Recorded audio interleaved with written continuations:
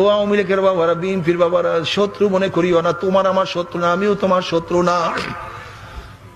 তোমার সাথে আমার কোন ঝগড়ায় তুমি তোমার কবরে রওনা করছো, আমি আমার কবরে রওনা করছি। তুমি তোমার কবরের জবাব দেবা, আমি আমার কবরের জবাব দেব, নাকি ভিন্ন কেউ দিয়া দিবে? কিন্তু কি নিয়ে রওনা করছো, কোথায় রওনা করছো? খবরদার হিসাব নিকাশ না মিলাইয়া কেউ মাওলার কবরে যাইও না। যারা বলে হুজুর আমি কবরে যাব না, তার জন্য বয়ান না।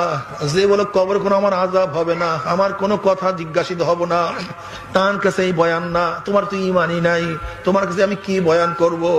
কিন্তু যারা মনে করো কিয়ামতের ময়দানে প্রত্যেকটা কথা, প্রত্যেকটা কাজের হিসাব দেওয়া হবে, ওয়ান্নাল আমালা বানি আদম কাওলাহুম ইউজান ওয়া নাদাউল মাওয়াজিনাল কিসতা লিয়াউমিল কিয়ামা, কিয়ামতের ময়দানে প্রত্যেকটা কথা এবং প্রত্যেকটা কাজের ওজন করা হবে।